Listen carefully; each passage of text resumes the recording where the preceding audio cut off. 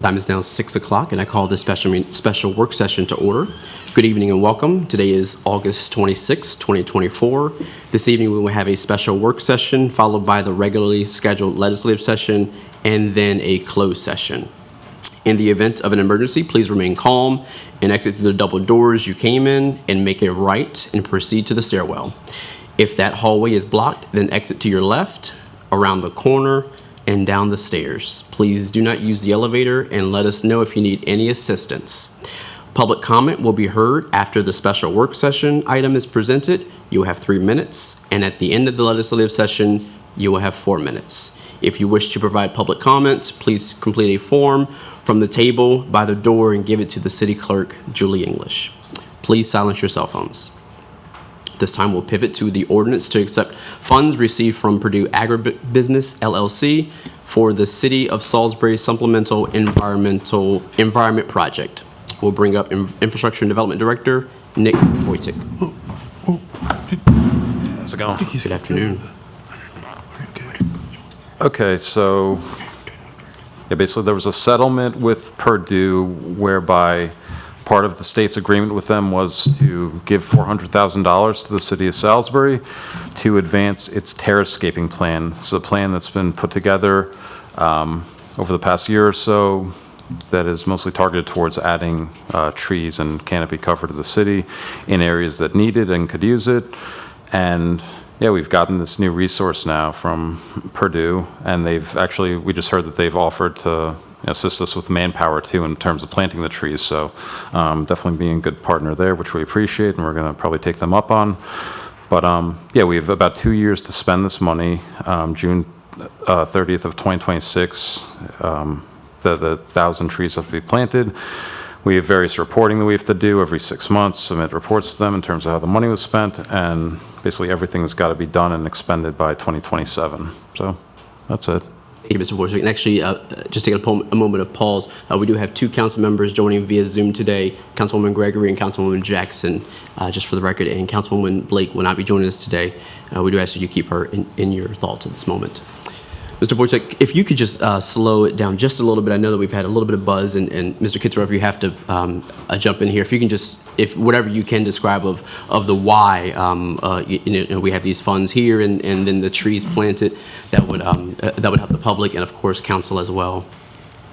Okay, well, I know that there were alleged violations of Maryland's environmental regulations and their operating permit, which kind of governs how they're able to do their business and pollute insofar as that's needed in their commercial poultry operations. And yeah, I'm not sure the genesis of how the state started investigating them or where that came from exactly, but it resulted in, I think from a press that I read, $12 million settlement, a lot of the money of which is going to Purdue themselves to invest in anti-pollution measures, but that portion of it was agreed upon to come to us. I don't know if there were previous negotiations with the city or administration and where that number or that direction came from. So I'm not sure if you guys know anything else.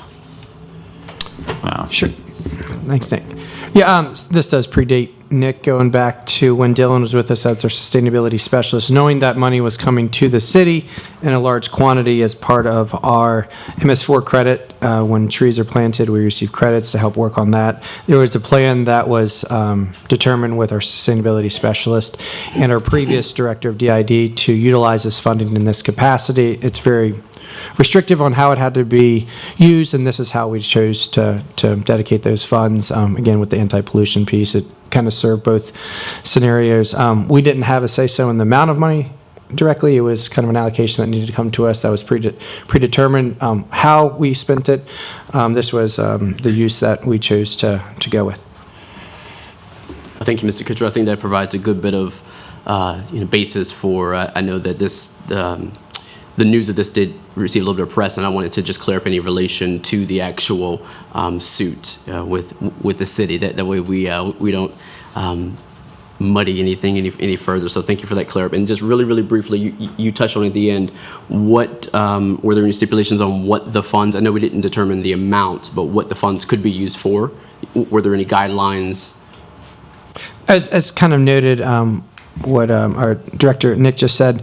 Anti-pollution, it needed to go into this bucket based off, did you want to? It was just streetscape, I think. Yeah, and so planting knowing that we've had a longstanding goal, not only with the MS4 credits to plant additional trees, but also improve our streetscapes, it kind of married itself pretty well, because tree plantings was an approved use that aligned with one of our goals within our sustainability track. So, Absolutely. yeah, so that's how we arrived where we did.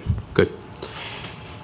And to what Andy was saying, in terms of the MS4 credits, also, as I noted in the memo, removing non-essential asphalt in the city is another usable expenditure for the money, so.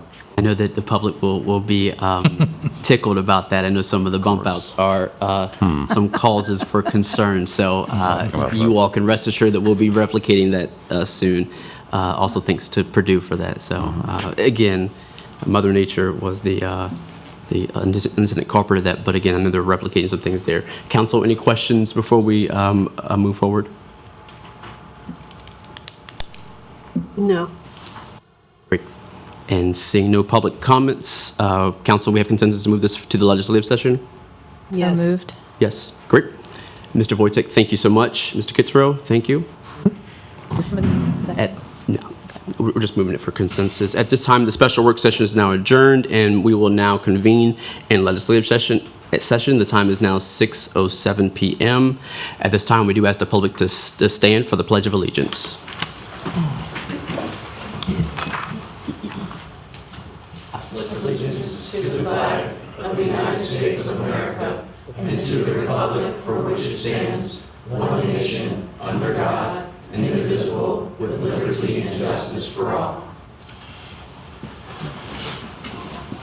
Thank you. And we invite Pastor Greg Morris from Parkway Church of God to give the invocation. Thank you again for the opportunity to participate, representing people of faith. Let us now begin with prayer. Our omnipotent Creator God, we come to you acknowledging we have weaknesses and you are our strength.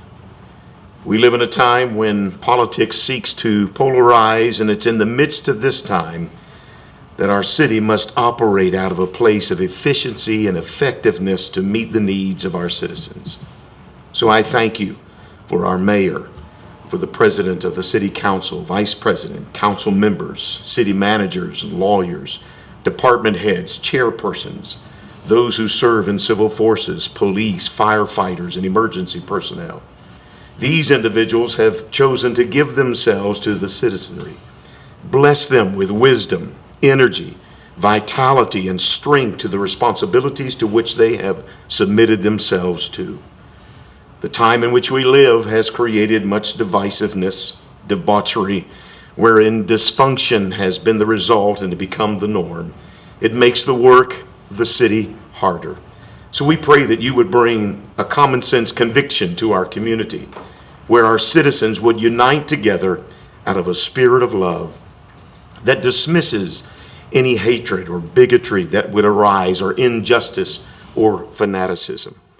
My prayer, God, is that we would return to a Judeo-Christian ethic and morality, because it was under such a value system, one nation under God, that we experienced unprecedented growth and prosperity.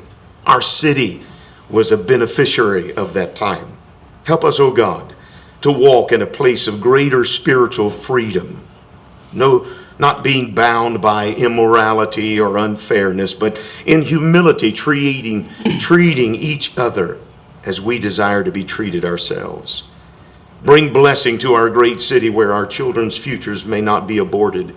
We know that such blessings come often connected to a premise found in your word. So may we find such wisdom and knowledge to gain access to your favor, so that the promises that you bring would be fulfilled through all that we do. We ask these things in your name, and that your name would be glorified, and we do so through true humility, finding that our desires for a greater city would be elevated and exalted because of our dependence upon you. We ask this in the powerful name of Jesus Christ, living Son of the living God. We make this petition. In his name, amen and amen. Thank you, Pastor Morris. We appreciate it.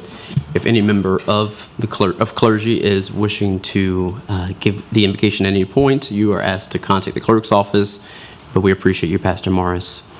This time we'll pivot to Councilwoman DeShiel. We have some presentations for the Rising Star Award and Wacomico Teacher of the Year.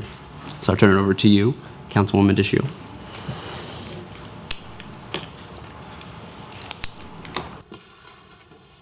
Thank you very much. Is this on? Can you hear me? Yes. Can you hear me now? Okay. It is a pleasure to be given the honor of presenting these two proclamation citations. I spent 40-plus years with Wicomico County Board of Education. So, with that said, I'd like to start with the first citation. Whereas the Wicomico Teacher of the Year program provides students, families, colleagues, and others in the community the opportunity to nominate, celebrate, and honor top educators from around the school system who model teaching excellence daily. And whereas semifinalists participate in a fishbowl public speaking event and submit a written prompt and interview with a blue ribbon judging panel. Scores from the activities are tallied to determine the finalists and ultimately the winner of the Wicomico Teacher of the Year. The Wicomico Teacher of the Year celebration takes place in the spring to celebrate all of the semifinalists. The Teacher of the Year for the special programs and the finalists for the Rising Star Award for outstanding second-year teachers. And whereas Ashley Jones Purnell headed to the University of Maryland Eastern Shore after graduating from Parkside High School in 2001 with the idea of becoming a math teacher. She graduated with a math degree and pursued several career paths: manager of the UMES bookstore, administrative assistant at Parkside High School, and instructional assistant at Wicomico High School. After completing her master's degree, Ms. Jones Purnell began teaching math at Y-High. And whereas, having matriculated through the Wicomico County Public School System, attending Westside Primary, North Salisbury Elementary, Bennett Middle, Wicomico Middle, and Parkside High, Ms. Jones Purnell is proud to call Wicomico County Public Schools home. And whereas, sponsored by the McCain Foundation, the Rising Star Award highlights and encourages teachers new to the profession in their second year of teaching. And whereas the City of Salisbury is committed to supporting exceptional educators who consistently exceed expectations in nurturing and educating our scholars. Now, therefore, I, Deshawn Doherty, President of the City Council, do hereby encourage all citizens to join us as we proudly honor Ashley Jones Purnell as the winner of the 2024 Rising Star Award. In witness thereof, I hereunto set my hand in the seal of the City of Salisbury this 26th day of August 2024.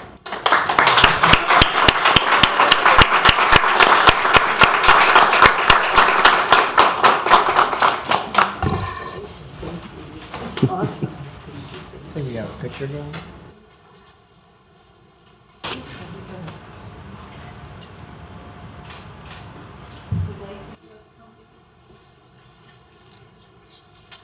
We also have with us the Superintendent of Schools, Yes. Mr. Stauffer, if you'd like to stand up as well. If you want to come read this, let's go right in front. In back, front, We'll go in front. in front.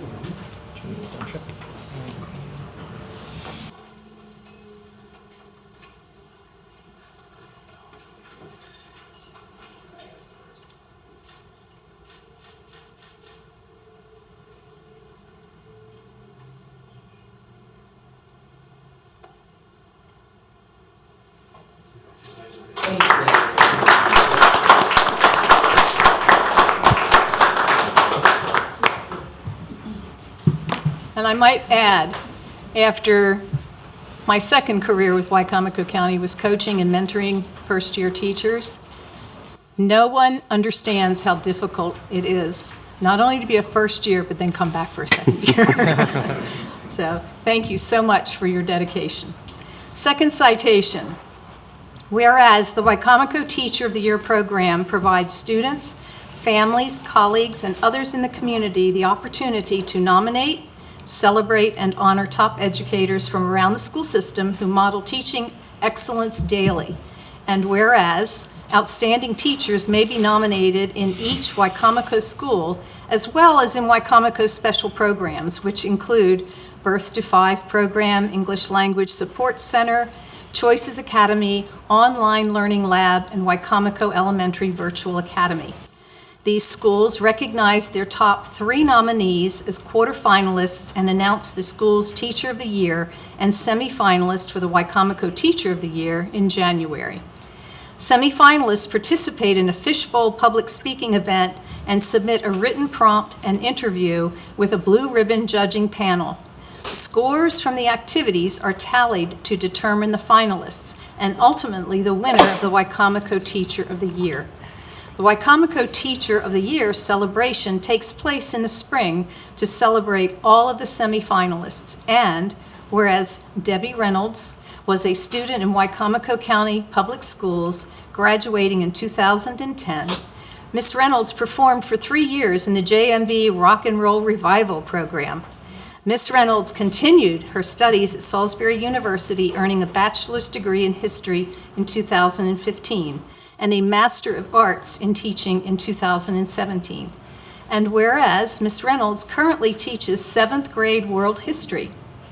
In 2019, Reynolds was the first recipient of the McCain Foundation's Rising Star Award for Outstanding Second-Year Teachers. As she begins her 8th year of teaching, Reynolds is named the 2024-25 Wycomico Teacher of the Year, earning her a spot in the Maryland Teacher of the Year recognition program, along with top teachers from across the state. And whereas the City of Salisbury is committed to partnering with the Wycomico County Public Schools and Wycomico County Board of Education in supporting exceptional educators who consistently exceed expectations in nurturing and educating our scholars.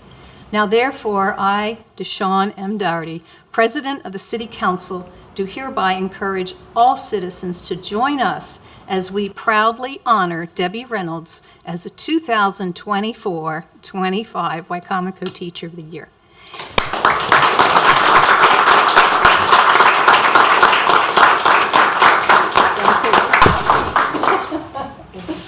You're very deserving, and congratulations. Thank you. Picture up front again, yeah.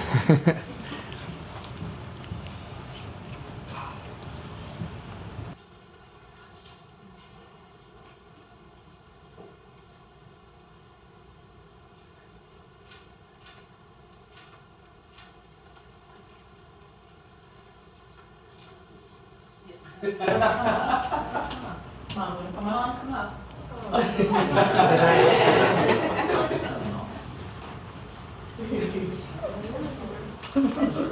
You got a big part in this, Right. so don't diminish that.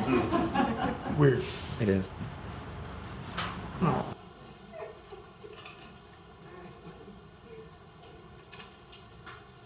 Don't you want to do it? Yeah. Get the whole group here.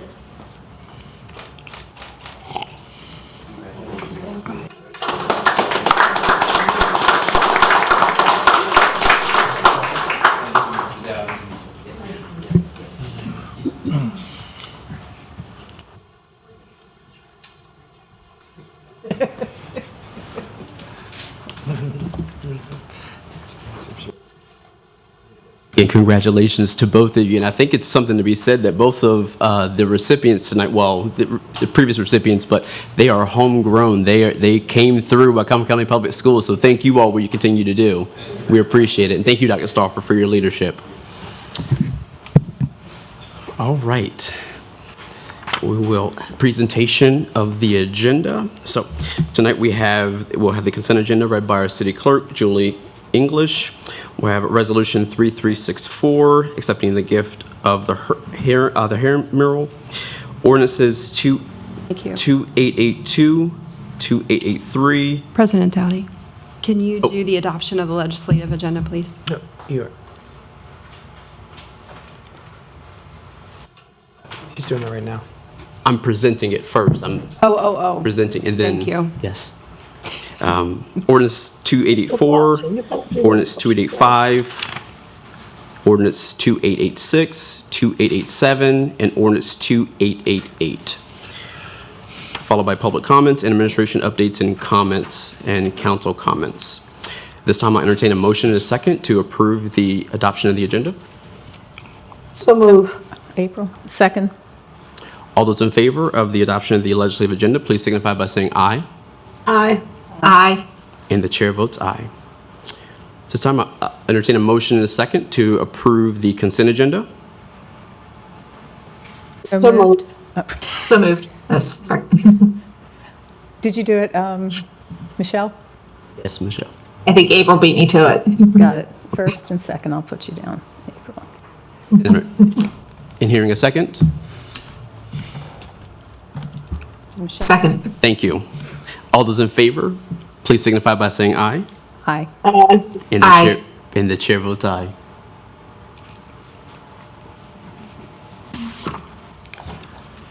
Okay. So on the consent agenda, we have one item. We have a resolution number 3363. It is the appointment of Susan Farrell to the Human Rights Advisory Committee with term ending August 2026. Thank you. All those in favor of the consent agenda as presented, please signify by saying aye. Aye. Aye. And the chair votes. Aye. The chair votes aye. We thank Susan Farrell for you joining the Human Rights Advisory Committee. Are you here today? No? Sorry. No. Online. Well, we still thank you, and we appreciate your service and your volunteerism to the Human Rights Advisory Committee, and we can't wait to see the work that you'll add to that committee. Thank you. This time, I'll entertain a motion in a second to approve resolution number 3364 for reading. So move. Second. Ms. Kidrell. Thank you. A resolution of the City of Salisbury accepting the gift of the Heron mural from the Salisbury Arts Alliance for relocation and revitalization. Whereas the Salisbury Art Alliance has offered to donate to the City of Salisbury the Heron mural currently located at 213 West Main Street, Salisbury, Maryland, 21801. And whereas the City of Salisbury will relocate and revitalize the piece.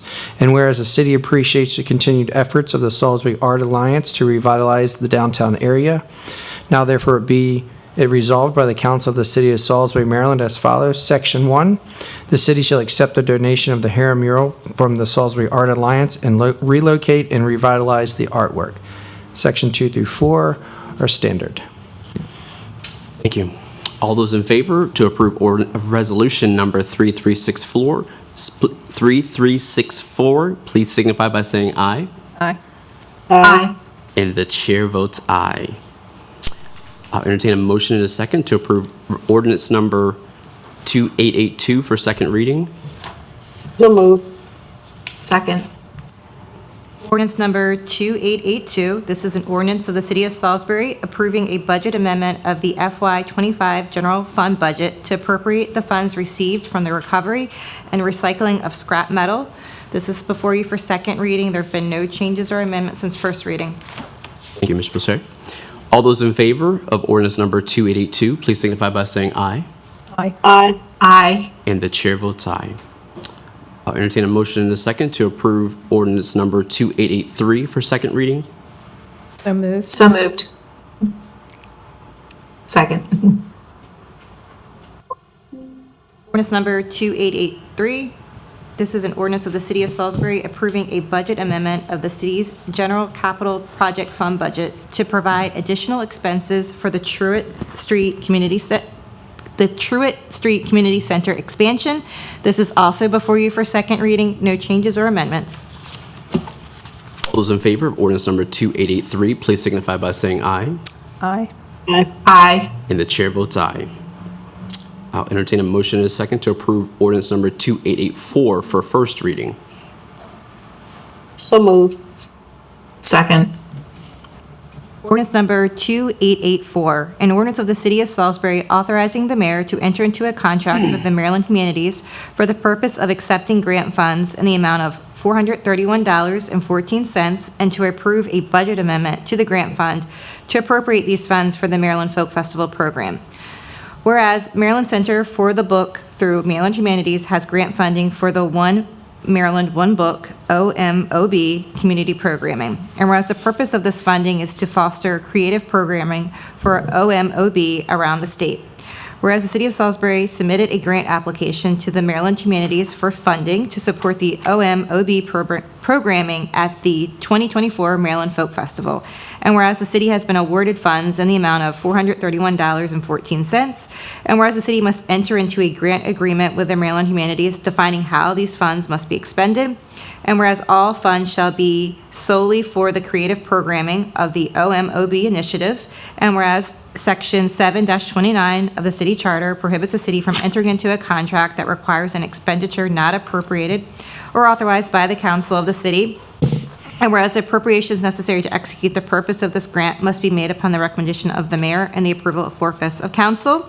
Section 1 of Ordinance 2884 reads, Mayor Randolph J. Taylor is hereby authorized to enter into a grant agreement with the Maryland Humanities on behalf of the city for the city's acceptance of grant funds in the amount of $431.14. Section 2, the City of Salisbury's grant fund budget, be and hereby is amended as follows. A, increase Maryland Humanities E&R revenue account number 10500-XXXXX XXXXX by $431.14, and B, increase operating account number 10500546006 XXXXX by that same amount, which again is $431.14. All those in favor of ordinance number 2884, please signify by saying aye. Aye. Aye. And the chair votes aye.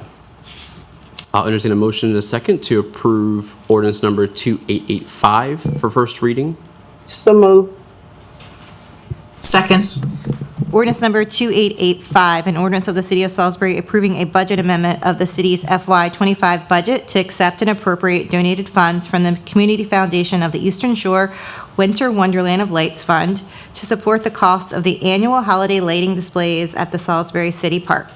Whereas the city's Art, Business, and Culture Department is preparing to rehabilitate the city park light displays, and whereas the Community Foundation of the Eastern Shore administers a fund to support the cost of the annual holiday lighting display at the Salisbury City Park, and whereas the fund has available balance of $1,700, and whereas the donated funds will be used to rehabilitate existing structures with fresh paint, purchase light bulbs, control modules, and electrical supplies, and offset labor costs associated with the rehabilitation of these displays. And whereas appropriations necessary for this donation must be made upon the recommendation of the mayor and approval of 4/5 of council. Section 1 of Ordinance 2885 reads that the city's FY25 general fund be and hereby is amended as follows. Increase donations revenue account 01000-456415 by $1,700, and increase events expense account 11600-555513 by the same amount, $1,700. All those in favor of ordinance number 2885, please signify by saying aye. Aye. And the chair Aye. votes and the chair votes aye. I'll entertain a motion in a second to approve ordinance number 2886 for first reading. So moved. Second. Ordinance number 2886, an ordinance of the City of Salisbury approving a budget amendment of the FY 2025 general fund budget to appropriate funds to the Salisbury Fire Department. Whereas the Salisbury Fire Department has a need to renovate the undersized and outdated kitchen at Fire Station Number 1. And whereas there was sufficient funding in the FY 2024 budget to complete the necessary kitchen renovation, whereas the City of Salisbury Fire Department and the Department of Procurement solicited proposals from contractors and met with contractors to create a design and build project for the kitchen renovation during the FY 2024 fiscal year. And whereas the time constraints and fiscal year calendar requirements set forth in the city charter precluded the Salisbury Fire Department from completing the successful project bid to a qualified contractor that was fiscally responsible and prudent, and consequently, these funds were returned to the city's surplus account at the end of FY 2024. And whereas the Salisbury Fire Department still has a need to complete the kitchen remodel at Fire Station Number 1 and needs the funding reallocated for successful completion of the project. And whereas the budget amendment as provided herein must be made upon the recommendation of the mayor and approval of 4/5 of council. Section 1 of Ordinance 2886 reads, "The City of Salisbury's fiscal year 2025 general fund budget be and hereby is amended as follows. A, increase the current year surplus account 01000-469810 by $142,000, and B, increase the Salisbury Fire Department's building account number 24035-534301 by the same amount, which is $142,000. All those in favor of ordinance number 2886, please signify by saying aye. Aye. Aye. And the chair votes aye. I'll entertain a motion in a second to approve ordinance number 2887 for first reading. So moved. Second. Ordinance number 2887, an ordinance of the City of Salisbury to accept funds received from Purdue Agribusiness LLC for the City of Salisbury Supplemental Environmental Project. Whereas pursuant to a memorandum of understanding between the Maryland Department of the Environment and the City of Salisbury dated July 29th, 2024, Purdue Agribusiness LLC, referred to as PAB, was to pay $400,000 to the city to support the implementation of a supplemental environmental project referred to as SEP, which is designed to improve the environment and otherwise serve the people in and around the city. Whereas the funds will directly benefit the city's FY 2025 to 2027 Terrascaping Action Plan, and whereas the City of Salisbury Department of Infrastructure and Development requests that the city accept the $400,000 in funds from PAB and place those funds in the Environmental Purdue Settlement Revenue Account to provide funding for the implementation of the SEP. And whereas this budget amendment as provided herein must be made upon the recommendation of the mayor and the approval of 4/5 of the council. Section 1 of Ordinance 2887 reads, "The city's special revenue fund budget be and hereby is amended as follows. 1, increase the special revenue fund environmental produce settlement revenue 10700-428-505-XXXXX by $400,000, and 2, increase the construction account expense 10700-513-026-XXXXX by $400,000. All those in favor of ordinance number 2887, please signify by saying aye. Aye. Aye. And the chair votes aye. I'll entertain a motion in a second to approve ordinance number 2888 for first reading. So moved.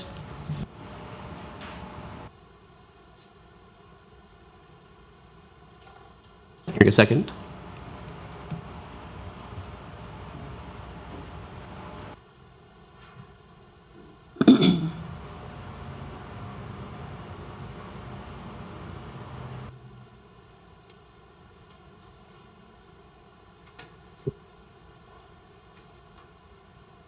Any discussion?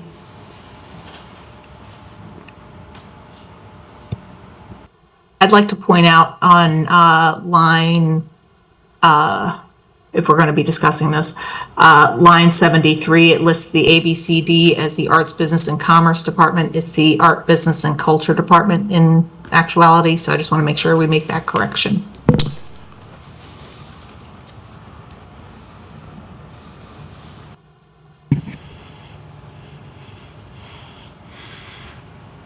Mr. President, comment? Or is Michelle finished?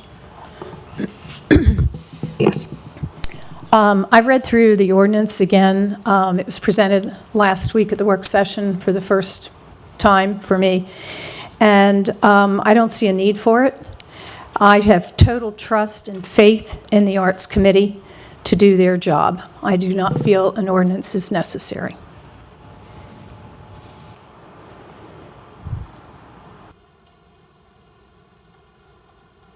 Any other? I feel the same way.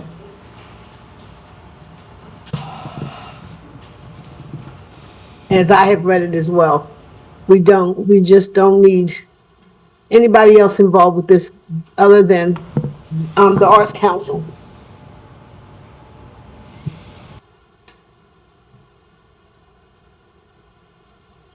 President Dowdy, can we possibly table this for a later discussion, since it's clear that Councilwoman Jackson and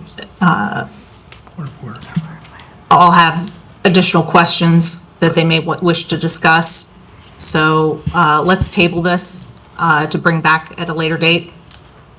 Well, it's not even as much as the question. It's the taking the power from the mayor that I'm kind of concerned with. I mean, what is he the mayor for? And why is the Arts Council, what do we, if it's brought to us, then we say something. But I don't see why we have to be so much involved with this as we are. I feel like it's taking power from the mayor, and that's my spin on it. Now, I don't know how anybody else feels, but that's how I feel. And we didn't do this when Jake was in here. We didn't have these problems. Now all of a sudden we are having problems with the how the mayor feels about this, that, or the other. As we already know, he's coming in this, he's learning.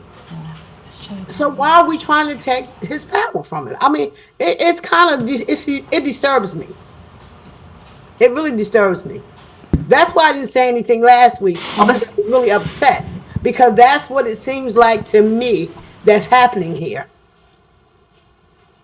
I personally don't see any need to table it, Councilwoman Gregory, because I feel that my mind isn't going to change by getting any more information, and I have no additional questions. No, I don't either. Well, I would like to point out that we are missing a council member who would like to get some input on this as well. And unfortunately, she experienced something this past week that is preventing her from attending this meeting.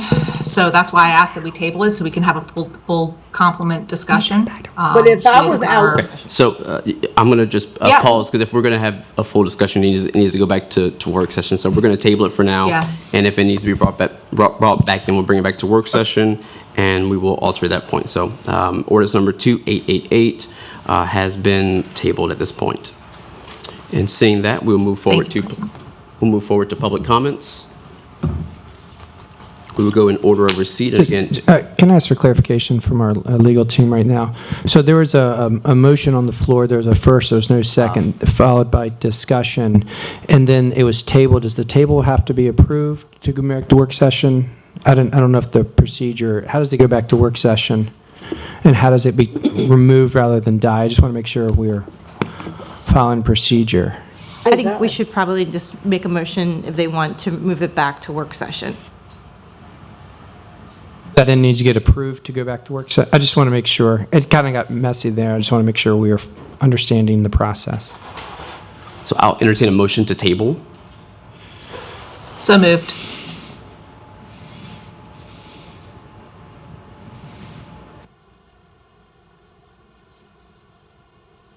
Discussion at a work session isn't going to change their vote. But Angela's not here. That's right.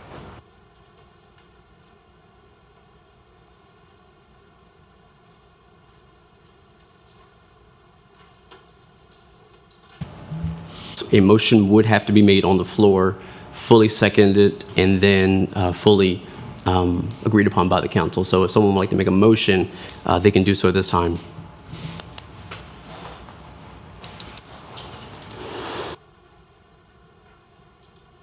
I move to table this for later discussion at a work session.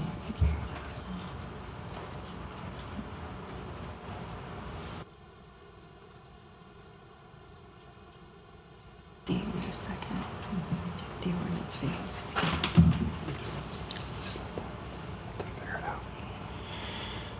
No second, I believe the ordinance fails. And so can you just explain for what it means when the ordinance does fail. It just, that is. You can't bring it back.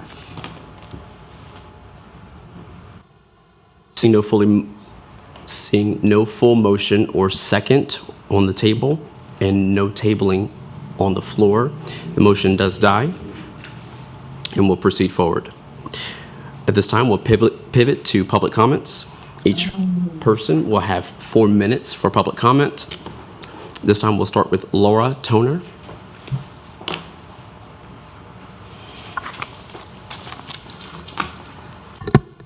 Good evening. Thank you for allowing me the opportunity to speak today. My name is Laura, and through my work, I regularly interact with individuals experiencing homelessness. I've heard their stories and witnessed their struggles firsthand. Our community has a significant population of unhoused individuals, and their situation is not due to personal failure, but is a direct result of a broken system that makes it nearly impossible for many to secure stable housing. Affordable housing is not just a commodity, it is a basic human need. Without it, many will continue to struggle. I am concerned that affordable housing initiatives are being avoided because they are not profitable. Our decisions should be based on what benefits the entire community, not just a select few. It is also troubling that the city has resorted to threatening arrests and throwing away the belongings of homeless individuals and families to deter them from staying in public spaces. This doesn't fix the problem, it's just cruel. These actions may make the issue less visible, but they don't answer the fundamental question of where should these people go. In Wycomico County, 1 in 10 families within our public schools are without a permanent address. This crisis demands urgent attention. Our community needs our help, and their voices deserve to be heard. Do their lives and struggles not matter? I urge this council to consider the following questions. What steps are being taken to prioritize affordable housing in our community? How can we justify denying affordable housing when so many of our neighbors are in desperate need? How can we continue criminalizing homelessness without offering real, compassionate solutions? What are we doing to address the root causes of homelessness rather than merely managing its symptoms? Our community deserves compassionate and effective solutions that honor the dignity of every individual. We must be better than this. Thank you for your time.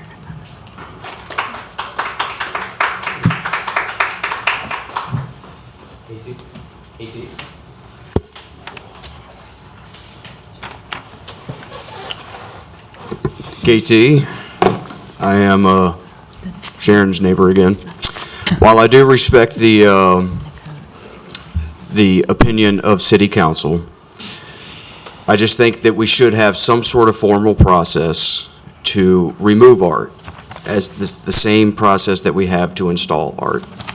So I'm going to leave it at that. I'm going to leave it short and sweet, but I do want to say, please come out to the Maryland Folk Festival, September 20th through 24th, and come to the Salisbury University local stage and support the local performing arts. Thank you. Thank you.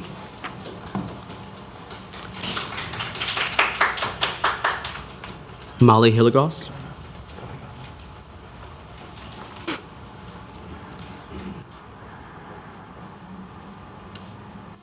Hi, everyone. I'm Molly Hilligoss, resident of the city of Salisbury and CEO of Habitat for Humanity of Wycomico County. In my office, they tend to call me the chief problem solver. And last week, I sent out an email to elected officials. And since no one responded with even a thank you, I thought I would come tonight and share with you what I shared with the elected officials. So across the bridge in Montgomery County, they have a down payment assistance program that is available for, not for everyone. It's available until the money runs out, but it is up to $25,000 in down payment assistance that can be used for down payment and closing costs. That is, they will use up to 40% of a borrower's loan amount. So that's an amazing program. I wanted to share this with the council because historically, Salisbury Neighborhood Housing has assisted city residents with down payment assistance, but they don't have any more funds left.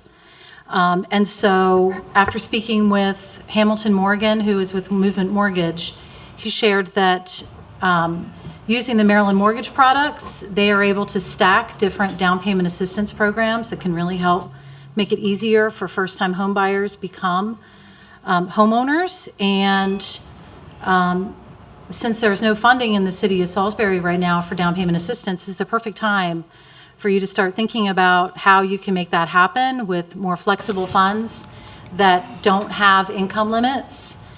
And yeah, so we are in a housing crisis, and it's time to do something. So thank you very much. Thank you. Christy Richardson.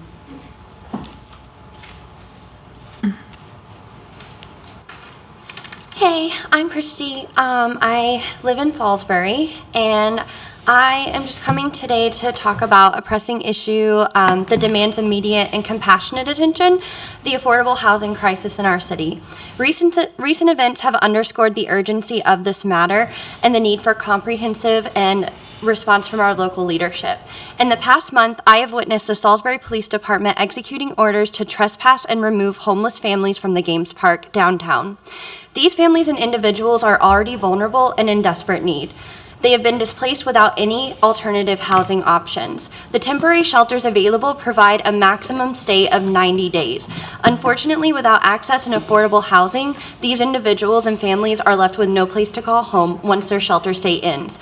The policy prevents their return to the shelter for 30 days, and it only exacerbates the problem, creating a repetitive cycle of instability and displacement. Given the situation, I urge the council to consider the following questions. What specific support and resources were provided to those who were recently removed from the Games Park? How are we addressing their immediate needs and helping them find stable housing? What measures are in place to ensure that the children displaced by these actions have equitable access to education? How are we safeguarding their right to stable learning environment? Are you aware that 1 in 10 families in Wicomico County public schools are considered families in transition? That means that at least 1,490 families in our school's population lack a permanent address. Is this the city's approach to this issue is to merely push these individuals out of sight and out of mind, or is there genuine commitment to addressing their long-term needs? What steps are the mayor's office and the Housing Community Development Department taking to secure and develop affordable housing projects in Salisbury? How are we planning to increase the availability of affordable housing to prevent such a crisis in the future? The current state of affairs highlights a critical gap in our approach to affordable housing and support the most vulnerable residents. It's imperative that you move beyond temporary fixes and work towards sustainable solutions that ensure everyone in Salisbury has safe access to affordable housing. I call on the council to prioritize this issue, provide clear answers to these questions, and take decisive action to address the crisis. Thank you.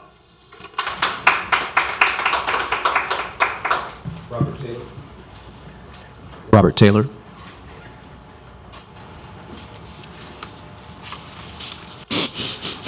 Really? Good evening, Robert Taylor, Salisbury resident.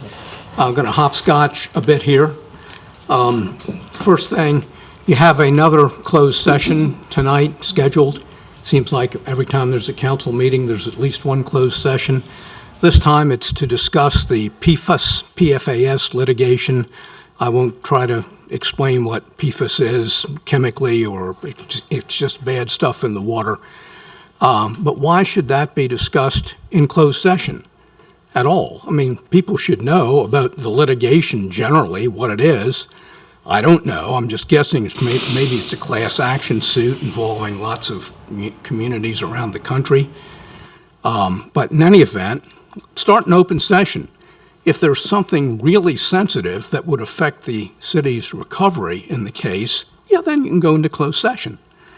So that's number one. Number two, there's been a lot of discussion tonight and at other times about the affordable housing crisis, and I'm certainly not going to not deny that we have one. But I think what we need to do is start looking at some bigger picture things on how to solve it. First of all, it's a county-wide problem. It's not just Salisbury. Montgomery County was mentioned. Montgomery County is normally in the top 10 in the nation for wealth. And yes, they have plenty of money. And just so you know, Wicomico County, compared to Salisbury, has plenty of money. their unassigned fund balance is something in excess of $80 million. And it's gone up very rapidly because of the disparity grant that the county gets because of the very low per capita income. We're among the lowest in the state. How about approaching the county and saying, let's use that disparity grant money, or at least a good hunk of it, to fight this problem, not just put it in your savings account, because that's what they've been doing for the last 5 or 6 years. So that's number one. What's Delmar and Fruitland doing? I mean, they're part of the county too. Salisbury's population is about a third of the entire county. Now, I realize that a large part of the persons in need of affordable housing reside in Salisbury, but they all don't, not all of them. It's a county problem. Let's approach it that way and not just beat on the city to put more money in, because the city is not in good fiscal shape anyway. We all know that. We've had so many tax increases in the last 10 years, you can't count them all. We didn't have one this year, thanks to Mayor Taylor and the council too. I got to give you all credit where it's due. But, that's not going to be the situation going forward. So I think that's what we need. Now, the other aspect of this affordable housing matter is that there seems to be a movement afoot to let's just subsidize developers up the wazoo and have them come in and build, and that'll solve the affordable housing problem. Well, that's the same as trickle-down economics. Ain't going to work. Let's approach it from a reasonable basis. Let's start requiring any subdivision to provide a certain amount of affordable housing, like a lot of other jurisdictions do. We won't be the Lone Ranger in that regard. And any kind of developer subsidy, be it TIF, be it a pilot, be it waiver of fees and taxes, let's have a very strict affordable housing requirement. And that, I'm going to segue, I got a little time left, I think, into the Horizon program. Now, the one beneficiary of that, the Ross, I understand from Mike Dunn, is 95% leased up. Now, if a development is leased up, why do they have to have all of their taxes waived, except for a very small part for the land? Let's look at this Horizon program. It's already 60 days overdue. You were supposed to do that by the end of the fiscal year, just ended. So it's time to look at that and cut it off at the knees. Thank you and good night. Carolyn Wogemuth.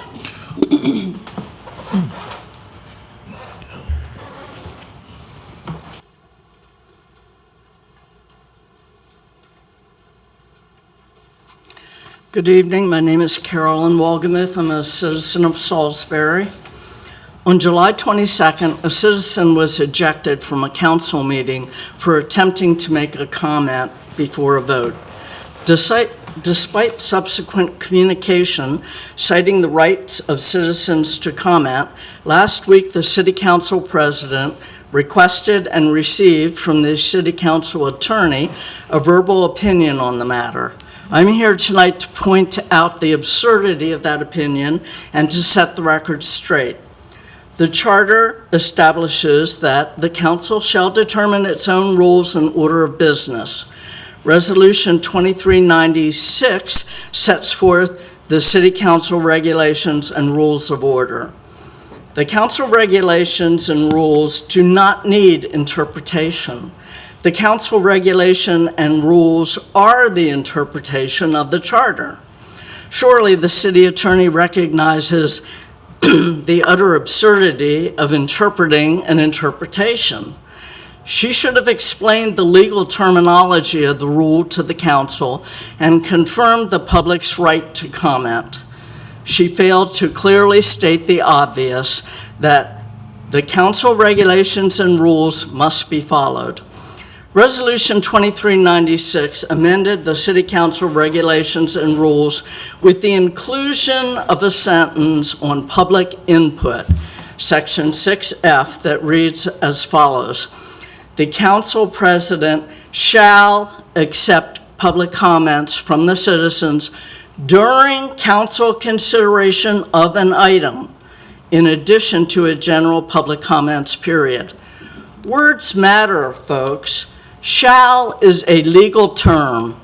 It is an imperative command indicating that an action is mandatory. The regulation says shall. Public comments must be accepted during council consideration of an item. During council consideration of an item is not limited to a work session. It is applicable to all council meetings, including regular and special meetings. It applies to all ordinances and regulations under consideration, including second readings. Most importantly, comments shall be accepted prior to a vote on any item under consideration. To disallow public comment immediately prior to a vote on an item is a grievous attempt to muzzle the public. It is undemocratic and it is unconstitutional. The council should welcome, not suppress, public input at all stages of the legislative process. This council needs to immediately recognize and affirm the right of citizens to participate through public comment at all stages of the legislative process. Again, the rule is the council president shall accept public comments from citizens during council consideration of an item, in addition to a general public comments period. Moving forward, this rule must be followed. Thank you.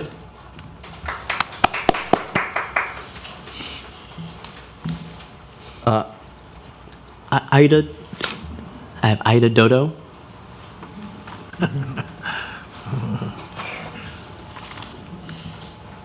Hello, my name is Aida Dodu. Assalamu alaikum wa rahmatullahi wa barakatuh. May the peace and blessings of God be upon us all.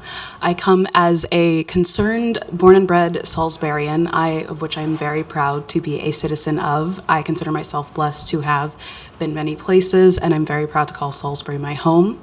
I am a bit concerned with the trajectory that Salisbury may be going in concerning affordable housing.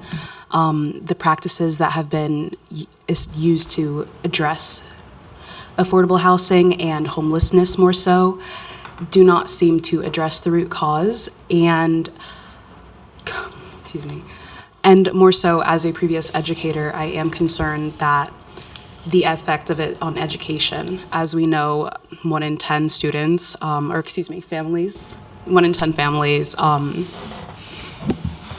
students may be experiencing homelessness, some of which were my students, and I have seen firsthand the effects, and I'm sure some of us have in this room, of how having unstable housing or being housing insecure can affect the education affect your education and your confidence that allows you to excel in the classroom. Sorry, thank you. I got nervous.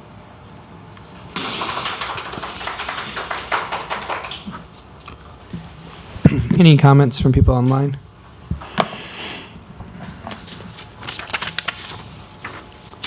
Seeing no other public comments in the room or online, we'll pivot to administration updates and comments. Just a couple things. I know affordable housing is a hot topic tonight, so just bringing to light a couple areas. We are currently actively searching for a housing and homeless manager. That position has been posted, so people are eager and want to participate as a city member or to help recommend people to be part of that. We're eagerly looking to fill that position, which will help us address some of these ongoing concerns. Secondarily, our RFP for Ann Street Village opens this week, so hopefully we find a strong partner who's going to help us continue with our efforts at Ann Street Village. I think checking those two boxes are going to continue to help us with our affordable housing. Also, a couple weeks ago, we did welcome the housing secretary, and we received some funding. $18 million was put right into a local project for affordable housing. So I do think the city of Salisbury is doing things. It is As Council President knows, building is a slow process, but if there's opportunities to have short-term wins and work with other partners, including the county, to solve some of the immediate crises, I think we need to continue to explore those. We can't build a building overnight, but we can house people overnight. So let's try to work together to solve some of these problems. That's my only comment. Yeah, I just want to say, we hear a lot about the homeless situation. Obviously, it's a serious problem, and it's a serious problem nationwide. Our office is directly across from the Games Park you're referring to, and I had a couple occasions where I went over and just interviewed people, sitting around talking where they're coming from, what's going on in their lives. And just to cite you one example, the one gal and her significant other, I guess you consider, she has 6 kids. She says she reads backwards. I mean, she's dyslexic. So she's not underemployed, if not unemployed, for most of her adult life. Her husband, she's been at Halo. She's in the 90-day range, so she's going to have to move somewhere else somehow. Her husband is on the registry, the sexual registry, so he can't stay at Halo. So these are very, very complicated, difficult cases. They're not like, there's no magic wand there, and there's hundreds of them. It's hundreds of circumstances with which, and unfortunately, the kids you're referring to at school are the kids of some of these parents. And so while, which we like to keep intact. So absolutely, everybody at this table, it's been a member of the council, the administration, are empathetic and sympathetic to trying to solve this problem for which, for example, Halo is invested every day. And I'm in regular contact with Celeste on a regular basis as to what we can do resource-wise, tool-wise, program-wise to figure this thing out. But I think it's genuinely unfair to come up here and act like we're not concerned about it, because we are deeply. And I think we talk about it on a regular basis. And we see it firsthand in the Games Park every day, and so it's not in the library because we work right across the street from there. So, like I say, it's a national problem. We're only a small segment of the problem, and we certainly are committed to working on it. That said, on a brighter note, I'm wishing everybody a healthy return to school and back to school. And did you? Okay. Are you referring to? Okay. Yeah, she's a nice gal, but yes. We'll just make sure we won't. Okay. Sorry. Yeah. Thank you. And I also want to, on KT's point, I think if people just be aware that we got the Folk Festival coming up in September. We're hoping that everyone attends, and we can go from there. So that's all I got. Thank you, Mayor. We'll pivot to our council members on Zoom. We'll start with Councilwoman Jackson first. Good afternoon, good evening, rather, not good afternoon, God. I'm starting a project. Did this go out? We can see you. I don't know why I can't see you. We can see you. You're there. Can you see me? Okay, yes, that's ma'am. all I need to know. I'm implementing a program. That program is Black businesses and owners from the 1980s and prior to. If there is anyone that has any information of the Lake Street and West Main Street Black businesses, there will be a meeting held at the Wycomico Memorial VFW Post 10159. It'll be September the 3rd, which is a Tuesday, and they're closed, but they're allowing us to use their building at 7 p.m. This is all the businesses that were on Lake and West Main Street, all the Black businesses. We need names, owners, and other information of all the Black businesses that resided in that area. There were quite a few. I do have a list, but I do not want to have this meeting without having the community's involvement. This is really a history-making project at this time, and I'd like to see it go through. And Green Street Housing, the developer, is allowing us to do this project in their new building, which is the Salisbury Marketplace. So I would really love to make sure that we get this information by September the 3rd and get this out to Green Street Housing so it could be put inside of their building. It's history. We had a lot of black businesses in that area, even the Jewish businesses. We've had these businesses and they're now gone. And we want to commemorate them. We want to remember these businesses because at one time they were thriving businesses. And we don't see that anymore. We don't have that anymore like we did in one area. And that building will go on the corner of 50 and Lake Street. So like I said, if there's anyone that has any information, please come September the 3rd, Tuesday at 7 p.m. at the Wycomico Memorial, Post 10159. We would love to see you there, and we would love to reminisce and talk about it. If you have pictures or anything, please bring those pictures because we would love to see them. I do have one picture of my own of the downtown area and actually the Pacific area where that building is going, that development is going. So like I said, please make sure you are there. I don't want to leave you out. So I would love for you to be there and with the information that is needed. And also, I'm not there and today. Every time I think I'm going to feel better, something else comes up. So I just want y'all keep me just like Angela, keep me lifted, and I'm hoping that everything works out for Angela Blake, our council vice president. I'm really praying for her. So with that being said, that's about all I have to say today because I'm still not feeling well.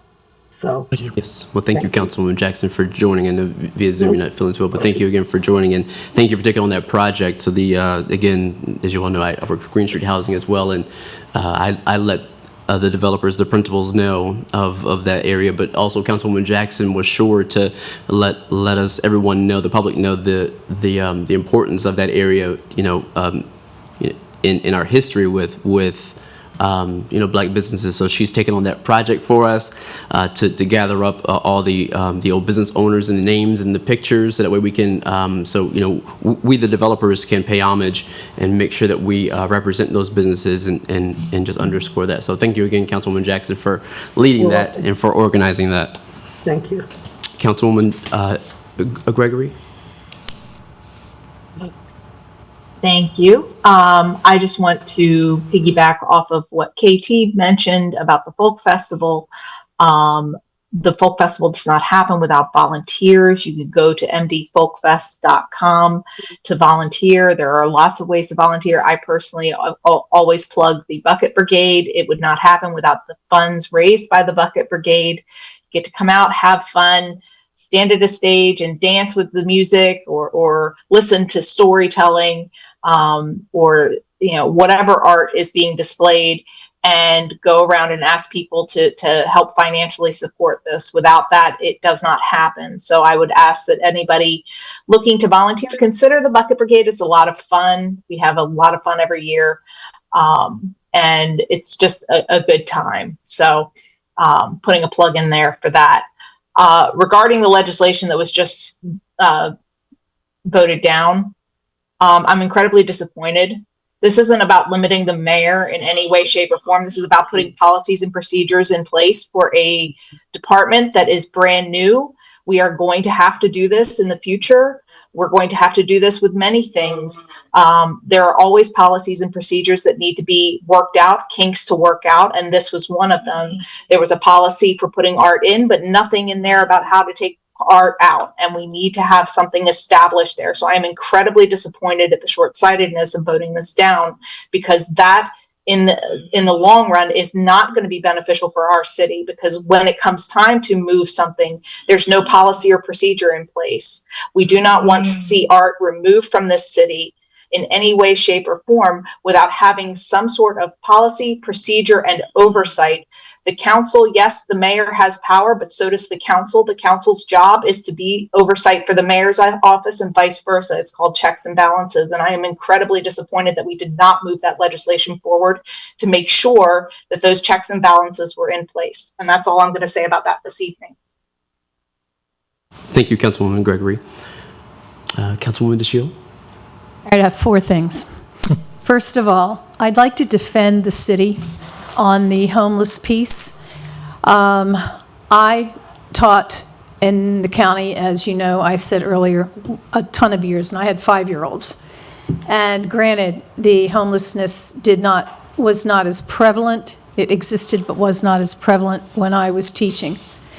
But with that said, I've been involved with the cold weather shelter for over 12 years, at least 12 years, when it was first housed in the churches, and then with Hands and Hearts Ending Homelessness the last 4 years with the men's shelter for 5 months when it was cold. So I am aware of some of these ugly stories, and you just can't group everyone under one label of homelessness. I agree with Bob Taylor in that this has to be not just a city piece. It needs a collaboration between the other municipalities as well as the county, because together we cannot just isolate and say this particular person is in Salisbury during the day, but then sleeps somewhere in Fruitland, that night. So I think we have to all work on this together. I applaud the city again because we do have a housing committee we're working on. Molly, you're a perfect example of how long it takes for something like this to really come to fruition. Therefore, just wishing that we have affordable housing soon is not going to happen. We have to be realistic. But I do think that there are enough people that are committed to this, that it is in the pipeline. We are doing what we can to make it happen. And I personally have a passion for this. And I think a lot of the things that are being shared are very worthwhile. I think there's some solutions. My one favorite solution, and I'm trying to think who mentioned it, it doesn't matter, but that any new development is required to have a certain amount of affordable housing. I find it hard to believe that some of the fees, prices, whatever you want to call it, for the Ross and for other possible developments are affordable in their requests. Don't know, Mr. Kitzrow could correct me on that, I'm sure. But with that said, this think tank committee, I think we are trying. And I think I go, Mayor Taylor goes, our President Dougherty is in charge of this. Ms. Gregory has been there. All of us have participated. So it's not something that we are just blowing off or passing off to someone else. But it has to be done properly. You just don't Band-Aid. Band-Aiding is not working. And you know that as well as I do in a lot of areas. Okay, that aside. Secondly, I got 2 or 3 calls today since I'm in District 3. And kudos to whomever in the city was in charge of getting rid of some of the concrete that's at the corner of Camden and West College. Because I watched last week a couple of cars with, I think, students running into it. And the shock on their face when, they're trying to jump over it. So I applaud that movement, first of all, and foremost, for a lot of people that I've been talked to. There's another neighborhood walk this Thursday, Parkway Circle, and Rachel does a great job with setting this up. The city, I don't know where they buy their hamburgers, but they're worth coming out for the hamburgers. Hot dogs aren't too bad either, but it's well worth it. And again, who shows up? Your city, Salisbury Police Department, and your city Fire Department, along with a lot of people that work. Nick, Muir, and it's just something it's close to our heart because we are all in this together without beating that to death. I apologize. My last thing, you will hear about it. You have nothing to do in September, but you have 2 weekends. You have to go support KT at SU, at the stage, for the Folk Festival, and Michelle with her buckets. And then the next weekend, the previous weekend, we need volunteers for the Eastern Shore Mission of Mercy, the 2-day free dental clinic. As I said last time, easternshoremom.org. We had 1,000 volunteers in 2019. We need that again because we are taking over the Civic Center and we are trying very hard. Again, if Christy, Molly, and Ida and Laurie, homeless people, make sure that they figure out how to get there and or to make use of this. We are working with HOPE. We're working with any other organizations. It's free dental cleaning, extractions, and fillings. So, and they're making a special point, quite frankly, of doing a soft run, putting the veterans and homeless in the chairs before the public. So that's my stand for tonight. Thank you, Councilwoman. And yeah, so a couple of the council persons have mentioned it, but again, we want to make sure we keep Councilwoman Blake in our thoughts. And again, you know, super glad that she and her puppies are A-OK, but definitely keep them in your thoughts. I want to thank the partners everyone who had a hand in making the Fresh Start event at the Civic Center this past weekend. It was yesterday. It's a tremendous event. It gets bigger and bigger every year. All the community partners who had a hand with the giveaways, the backpacks, the resources. Again, thank you all. It does my heart really good to see all of our community partners and individuals and volunteers come together, but also those who were the hairstylists and the braiders and the barbers. Those lines were really long, and I know they were there after hours, and they started right on time. So thank you all, because again, to be given your Sundays, but to provide free your braiding, and some people were getting retwisting and haircuts and all of that. So I didn't jump in line. I didn't, bow down the line. But it's really good to see people giving back of their time and resources like that to make sure that the kids not only go to school prepared, but also look the part too, so they're not isolated in that way. So thank you all to every person who went out and dedicated their time and resources. Thank you all, and that definitely appreciate it. Speaking of volunteering and resources, there is another a giveaway this Sunday, September 1st at Perry and Gates Barbershop from 7 a.m. until they're providing up to 200 free haircuts that day. So they have a lot of barbers on deck that day. I'm forgetting. I know it's Pep Up, but I forget his trucking company. But thank you all. DeAndre Bratton. Yeah, yes. Keeps me on my toes. I think for donating the actual money to subsidize for that. So thank you all. Again, these kids, it's important for them to look the part as well, so they feel as good as they look. So thank you all for what you're doing, and we definitely appreciate it. For our littles. And like Minnie mentioned, thank you all for coming to underscore to your meetings, and we hear your public comments. But thank you all for underscoring the need of housing, and of course our unhoused and homeless populations. And again, I work in housing during the day, in affordable housing, and it's a lot of, again, my day-to-day is a small work to make these big projects happen, and they're sometimes years out. But one thing, again, when we were all campaigning and having conversations, that first thing to mind is, housing, the concerns, thereafter, and just the status of housing in our area, of course, nationally and in the state, but we're talking about right here in our area, and it's just a concern with most people about especially the affordability of it, and of course, our homeless population. And now we're at the point where these things and issues are in our face. We can't ignore them anymore, and we have to acknowledge that we have some work to do. And so part of that work is having the conversation. I'm proud of the council.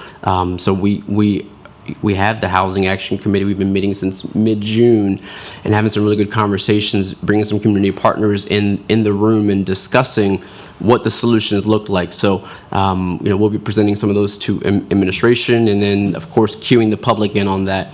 But then again, moreover, we realize that the need also comes with our homeless. So, we'll be starting that up soon. Another homeless action committee, again, bringing those partners together. We can't do it alone, but bringing the partners in who do the small work, who do good work in the community, all at the table, so we can figure out a solution together and not just all do small things on our own. But if we bring everyone together, we can make a big impact. So I look forward to continuing those conversations. Thank you all for keeping us accountable and keeping us, letting us know what we should be doing, because again, each one of those individuals is still one of our residents, and we should still have the level of care that we have for everyone else. So thank you all for that. At this time, I will entertain a motion and a second to convene in closed session, to consult with counsel, to obtain legal advice on a legal matter, to consult with staff, consultants, or other individuals about pending or potential litigation as authorized by state government articles, section 3-305, subsection B, 7, and 8. The purpose of the meeting is to receive an update and legal advice on the PFAS lawsuit. So moved. Second. All those in favor, please signify by saying aye. Aye. Aye. Aye. And the chair votes aye.